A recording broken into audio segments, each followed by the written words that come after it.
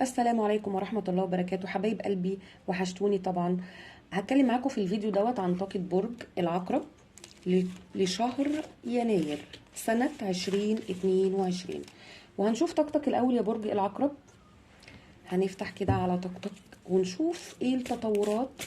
عايزة اقول ان برج العقرب من الابراج اللي كان عندها قرارات مصيرية في سنة 22.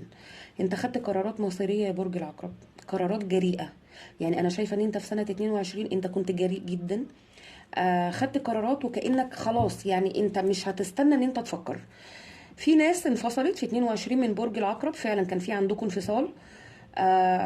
شايفه كمان ان كان في بدايات جديده عند برج العقرب، بس لغايه دلوقتي انا شايفه ان انت يعني العلاقه الجديده او العلاقات الجديده اللي انت دخلت فيها، حاسس ان انت برضو يعني مش قادر تقيم العلاقه قوي، او حاسس ان انت مش مبسوط قوي في العلاقه دي يا برج العقرب. طيب هنفتح على طاقه برج العقرب، وان شاء الله شهر يناير او بدايه عامه 23 تكون افضل ليك يا برج العقرب. حلو جدا، في عندك عجلة الحظ من اولها يا برج العقرب. انت شخص طموح وناجح، وانا شايفة ان انت بتسعى لنجاح. انت بتسعى في مبادرة منك لتحقيق اهداف ونجاحات عندك.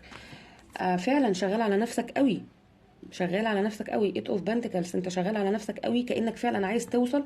الطاقه اللي مسيطره يعني دلوقتي عليك يا برج العقرب، غالبا كده انت عايز تحقق نجاح، او تحقق نجاح في دراسه، في عمل، ترقيه، في حاجه معينه انت شاغل طاقه تفكيرك بيها. وممكن كمان يكون البعض منكم دخل شراكه، دخل مشروع، دخل حاجه في 22، فانت بقى عايز تطور وتنجح اكتر. ممكن الحاجة دي كان في عائد مادي بسيط منها، فانت لا عايز تطور من نفسك اكتر. او ممكن لو في عمل ثابت عندك، فانت ممكن تكون بتسعى لعمل اضافي جنبه علشان تزود دخل. لان انا شايفة ان انت بتجتهد قوي في العمل الفترة دي، وكأنك عايز تزود دخل عندك يا برج العقرب. طالع لي كمان يعني خاصة امرأة برج العقرب 9 اوف بنتكلز، انت مهتمية بنفسك قوي الفترة ديت، بدراستك، بجمالك، بستايلك. يعني كأنك عايزة تثبتي للناس كده حاجه معينه، ان انت صامته، صامده، او ان انت فعلا شخصيه مش مهزوزه. ممكن يكون في البعض عندكم في انفصال، فانت بتثبتي للاخرين ان انت شخصيه ناجحه حتى بعد الانفصال. وممكن يكون في توتر عندك في العاطفه، فانت برضو بتثبتي للاخرين ان انت شخصيه برضو واقفه على ارض صلبه. طيب، في عدالة عندك يا برج العقرب، في عدالة، وشايفة في بدايات هتتحول لترسيم يا جماعة. الناس المرتبطين اللي اوريدي مرتبطين في الوقت الحالي من برج العقرب، انا شايفة في تطور لترسيم وبدايات فيها تفاؤل. في حق راجع لك يا برج العقرب، وممكن يكون في حق ليك، حق في محكمة. يعني انا شايفة في عدالة، حاجة تخص عدالة يا برج العقرب ان شاء الله لصالحك. في عندك توازن وفي عندك عدالة لو حاجة تخص محكمة. حاذر يا برج العقرب، في حواليك ناس مش عايزين لك الخير او الانتصار. غالبا كده انت ممكن تكون انت في حاجة بتسعى لها، اولا عايز تقوم بشرائها يا برج العقرب. ممكن بقى سيارة، موبايل، بيت. انا شايفة في حاجة انت يعني حاجة عايز تقوم بشرائها، تمام. بس انت في حاجة حصلت معاك في 22 او الشهور اللي فاتت دي، ممكن تكون حصلت معاك حاجة كويسة، اشتريت حاجة، كان في عندك نقلة، عندك ترقية، حاجة معينة. فانا شايفة ان انت اتبهيت بده، او يعني كان في عندك يعني الحاجه دي اتكلمت فيها مع كذا حد، او ان انا عملت كذا، انا وصلت لكذا، حاجه زي كده يا برج العقرب. لاني انا شايفه في طاقه حسد من ناس حواليك. عايزاك تحاذر يا برج العقرب من الحسد. في ناس حواليك باصين لك جدا في حياتك، انت الناس دي مش واخد بالك منهم. او ممكن تكون انت عندك احساس ان الناس دي يعني عايزه تسعى او توصل تبقى زيك او تجتهد زيك، حاجه زي كده. بس انا عايزه اقولك ان الناس دي مش عايزه تعمل زيك، بس ده هي حاسداك. اوكي، طالع لي 6 اوف وونز. الناس اللي في عندها بتدرس من برج العقرب، في عندكم انتصار في الدراسه او نجاح. طيب نشوف العاطفه عندك يا برج العقرب. برج العقرب والعاطفه لشهر يناير 2023. من اولها ذا تاور يا برج العقرب. انا لسه بقول فعلا اني برج العقرب خد قرارات بانفصال في الشهور الماضيه. برج العقرب من الابراج اللي خد قرارات بانفصال. يعني في ابراج تانية برضو زي برضو آه برج العذراء، برج الجدي، من الابراج الترابيه برضو اللي خدت قرارات بانفصال. في قرارات اتنفذت، وانا شايفه لسه في ابراج ما زالت لسه على قيد التنفيذ، يعني بتسعى للانفصال. السرطان برضو من الابراج اللي هي كانت واخده قرارات للانفصال. والقوس. طيب انا عايزه اقول لك يا برج العقرب ان الانفصال، انا شايفه ان انت العلاقه اللي انت انفصلت عنها انت لسه تعبان منها. يعني ممكن تكون انت انفصلت عن العلاقه دي بس انت حاسس ان انت لسه مقيد فيها. ممكن تكون العلاقه دي مأيداك. ممكن بقى ان انت تكون لسه ملتزم بحاجه، بسداد حاجه تخص العلاقه دي. ممكن بقى يكون ماديات تخص اولاد، او ممكن يكون آه حاجة معينة انت حاسس ان انت لسه مقيد في العلاقة دي او تعبان لسه منها. حاسس ان انت لسه ما اتحررتش من العلاقة دي بنسبة 100%. وممكن تكون تعبان يعني بعد الانفصال. طيب ده اللي هنعرفه اكتر. طلع لي كمان يا برج العقرب في ابراج هوائية، يعني يا دلو دلو جوزاء ميزان. طيب اوكي.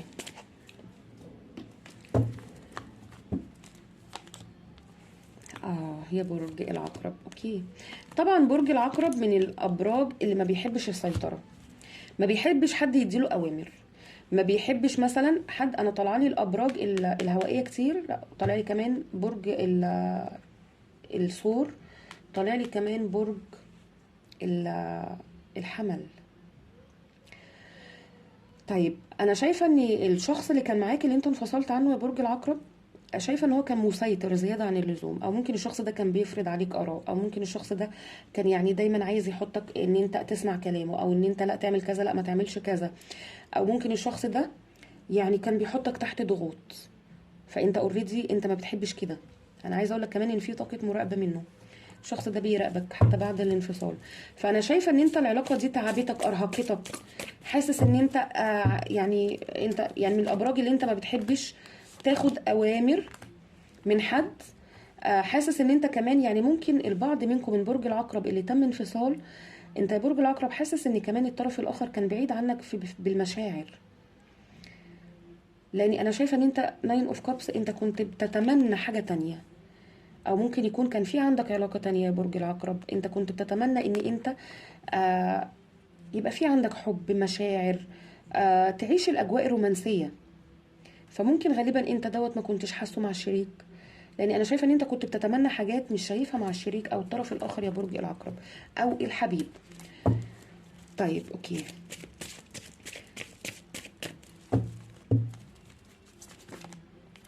في عندك عروض كتير يا برج العقرب، وكأني آه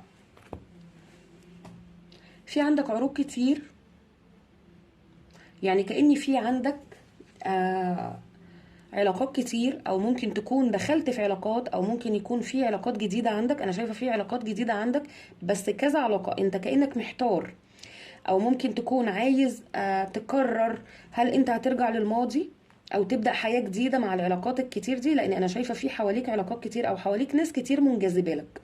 اوكي بس انا طالع لي يا برج العقرب ان هيبقى في مواجهة ما بينك وما بين الشخص ده تاني اللي انت انفصلت عنه. غالبا كده هيبقى في تواصل، وهيبقى في مواجهة تاني ما بينك وما بينه. برج ناري كمان، يعني حمل قوس اسد. غالبا برج قوس، غالبا برج قوس اللي هيبقى فيه المواجهة ما بينك وما بينه. عايزة اقول لك كمان. طيب اوكي. طلع لي كمان برضو ان انت محتار، انت مش عارف ترجع للعلاقة اللي كانت تعباك دي، وخايف في نفس الوقت تبدأ علاقة جديدة يا برج العقرب. فعلا انت قررت الانسحاب، انت قررت الانسحاب. عايزه اقول لك ان في طالع لي كمان طاقه برج الجوزاء. عايزه اقول لك كمان ان في مراقبه من الطرف دوت ومنك يا برج العقرب. شايفه انتوا الاتنين بتراقبوا بعض حتى بعد الانفصال، حتى انت بعد ما انسحبت. انت انسحبت من العلاقه دي بس في حاجه انت كنت باقي عليها يا برج العقرب. يعني كأنك كنت مش عايز تهدي البيت ده لاخر لحظة، او مش عايز تهدي العلاقة دي لاخر لحظة. يعني ممكن تكون انت ضحيت كتير مع الطرف دوت، آه بس حاسس ان انت برضو مش مبسوط في العلاقة ديت. فانت عايز تبقى مبسوط، عايز تبقى سعيد، عايز تحس اكتر بحب، بمشاعر، باهتمام، بتقدير. فانت كأنك مشيت من العلاقة دي يا برج العقرب، بس برضو باقي في حاجة معينة انت كنت برضو حاسس ان انت هتسبب لك جرح بعد الانفصال. شايفاك كمان في طاقة حيرة. الناس اللي مستنية ترقية يا جماعة من برج العقرب، شايفة في ترقية، وخاصة امرأة برج العقرب في ترقية، او هتتحصلي على مبلغ حلو، مال، مكسب، ارباح. اوكي. طيب انت في طاقة حيرة يا برج العقرب، عايزة اقولك على حاجة. طلع لي طاقة برج الجدي ذا ديفل كمان. شايفة في ناس انفصلت من برج العقرب بسبب طاقة سلبية او سحر. طاقة سلبية او سحر يا برج العقرب. طيب عايزة اشوف طاقة الشخص ده، هل هيحاول العودة تاني معاك؟ طيب كانت مشاعره ايه اتجاهك يا برج العقرب؟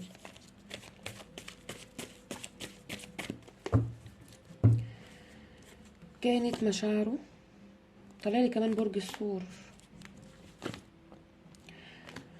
طيب انا عايزه اقول لك ان الشخص ده بعد الانفصال، طلع لي تاني ذا تاور. عندك فعلا برج العقرب ناس كتير من برج العقرب في عندها انفصال او بعد. عايزه اقول لك ان بعد الانفصال الشخص ده حاول يعمل استشفاء من العلاقه دي، او يعمل استشفاء او فك تعلق ما بينك وما بينه يا برج العقرب، بس ما عرفش. في تخاطر، في جذب، في تفكير متواصل. الشخص ده بيوصل لك طاقه. الشخص ده يا برج العقرب غالبا لو انت حاسس ان انت بتفكر فيه، يعني خلاص انا خدت قرار بالرحيل، انا مش هرجع تاني، انت كمان كنت بتتعامل معاه بذكاء قوي يا برج العقرب. يعني انا شايفه ان انت كنت بتديله فرص كتير، وفي نفس الوقت بتتعامل معاه بذكاء. آه وارهقت تفكيرك كتير يا برج العقرب العلاقه ديت. عايزه اقول لك كمان ان الشخص ده بعد الانفصال حاول يعمل استشفاء من العلاقه بتاعتك ديت، او يعمل فك تعلق، او ان هو يفكر في حد تاني يشوف حياته ويشوف نفسه، بس للاسف في كارما مشتركه ما بينك وما بين الشخص ده. كأن في حاجه قدريه ما بينك وما بين الشخص ده يا برج العقرب. شايفه في تخاطر، الشخص ده بيوصل لك تخاطر، بيفكر فيك او انت بتفكر فيه، لاني انا شايفه في طاقه تفكير مشتركه. ممكن يكون الشخص ده اتهمك ان انت متعدد العلاقات، او ان انت في عندك علاقه تانية. ممكن يكون كان في شك، في غيره برضو في العلاقه دي. شايفه كمان يا برج العقرب انت في حد بتدعمه الفتره دي، او حد بتقف جنبه، حد بتحل له مشكله، او ممكن بتساعد حد ماديا، لان انا شايفه ان انت بتعطي حد او بتقف جنب حد. حد من برج ترابي او برج الميزان. آه برج العقرب انت حاولت تخش في بدايه، زي ما قلت لك برضو ان كان في عندك علاقات كتير، او في عندك عروض كتير تخص العاطفه. وطلع لي كمان ايس اوف كابس، في بدايه جديده عندك يا برج العقرب. بس رغم ان انت في بدايه جديده عندك، وفي عندك عروض كتير، ممكن يكون في عندك ناس كتير بتتواصل معاك، وانت عايز تنسى العلاقه اللي انت انفصلت عنها دي. وشايفه في حد بيقدم لك مشاعر وحب، يعني في حد عايز يتقرب منك، حد معجب بيك، حد عايز يبين لك مشاعره اكتر واكتر، بس برضو انت مش مبسوط مع الامور اللي حاصله الجديده دي او العلاقات الجديده. انا شايفه برضو ان انت مفتقد الماضي، او حاسس بخساره ناحيه الماضي. طيب نشوف هل الشخص اللي انت انفصلت عنه ده في منه مبادره خلال شهر يناير. مبدئيا كده انا شايفه في تخاطر، ذا لافرز. اوكي. وكأني برضو العلاقة دي رغم ان انت ممكن تكون ما كنتش حاسس بمشاعر بتقدير من الشخص ده، بس طلع لي كارت ذا لافرز. غالبا كده يا برج العقرب انت كان في حاجة بتحسها مع الشخص ده، او ممكن يعني كان في حاجة معينة مشتركة ما بينك وما بين الشخص ده، هي اللي مخليك لغاية دلوقتي حاسس ان انت مفتقده. آه طيب بيج اوف كابس. اوكي تمام.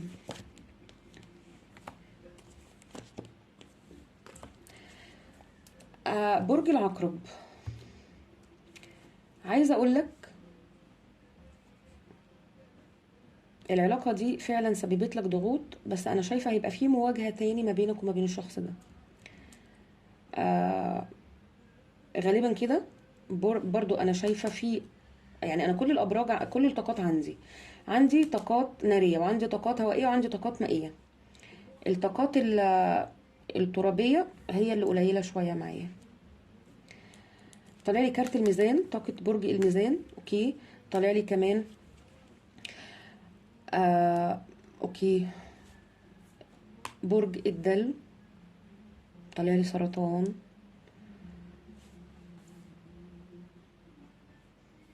اوكي، طالع لي ثور، طالع لي جوزاء كتير. طيب انا شايفه ان الشخص ده في مواجهه تاني ما بينك وما بينه يا برج العقرب، يعني كأن في حاجه هتحصل ما بينك وما بين الشخص ده، وهيبقى في عتاب ولوم تاني ما بينك وما بينه. طيب انا عايزه اقول لك على حاجه. طبعا انت هتقولي انا مستحيل ارجع للشخص ده تاني، او مستحيل ارجع للعلاقه دي، بس انا عايزه اقول لك يا برج العقرب، في حاجه قدريه، او ممكن في حاجه ما بينك وما بين الشخص ده هيبقى في مواجهه، وانت اللي هتقدم عرض للشخص ده. يعني كأنك عايز توصل معاه الحل، هتقدم له عرض، او ممكن يعني هتحس بطاقه حنين واشتياق لما في العتاب او الكلام، هتحس ان الشخص ده مفتقدك، ان الشخص ده تعبان من غيرك. فانا شايفه ان انت يا برج العقرب هتقدم للشخص ده عرض،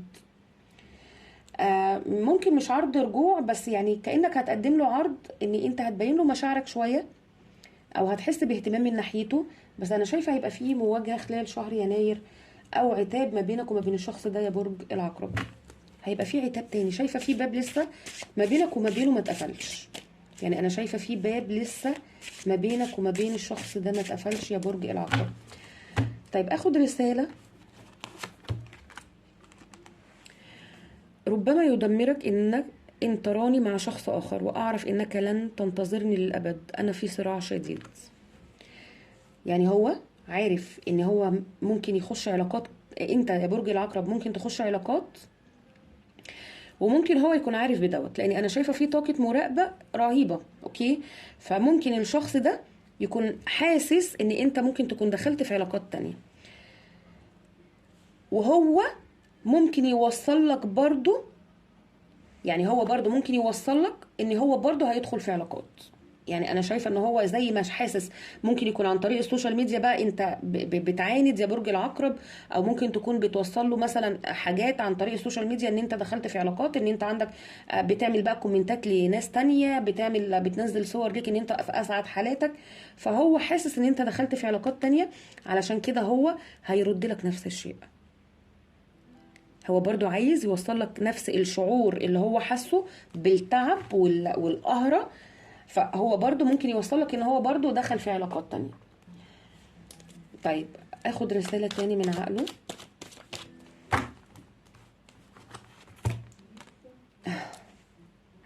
مهما تداري، يعني مهما هو يداري يا برج العقرب، الشخص ده بيحبك، انا اعشقك. عايز يوصلك ان هو دخل في علاقات علشان يستفزك، علشان ترجع له، وانت برضو بتعمل نفس الشيء يا برج العقرب. عايزه اقولك ان شاء الله شهر يناير انا شايفه فيه امور هتوضح لك. هيبقى فيه مواجهه عندك يا برج العقرب، هيبقى فيه عتاب. اوكي، شايفه ان انت برضو مهما تعمل علاقات، او مهما يبقى فيه عندك بدايات، بس انا شايفه برضو ان انت مش هتبقى مركز قوي مع البدايات الجديده او العلاقات ديت، هتحس ان انت برضو مش مبسوط. بشكرك جدا عزيزي مولود برج العقرب، وان شاء الله بدايه 23 تكون سنه سعيده عليك يا رب.